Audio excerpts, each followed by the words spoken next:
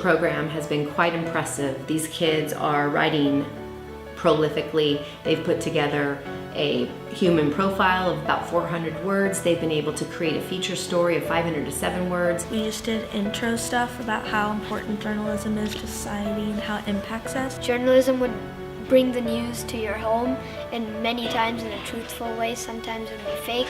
And this camp really taught me how to be a credible journalist. I learned how to write a good lead and how journalism seems to be a mixture of nonfiction writing and creative writing. These kids are kind of getting a survey of what journalism is, and it's really cool that Education Unlimited has provided them with this strand at a creative writing camp. They have produced a piece about each other, a full 300, 400 word biography about a story, a moment, a slice of pie in that person's life. We did a couple interviews. We interviewed each other to start out with. I liked how we got to interview some college students who made a video. Interviewing the college students was fun because you could talk to adults and learn their point of views. I wrote a feature story on the college students. We get 5 hours a day of writing time, which is fantastic, but what they're able to produce in that time is quite impressive. Since it focuses on one subject and there's so less students, you can learn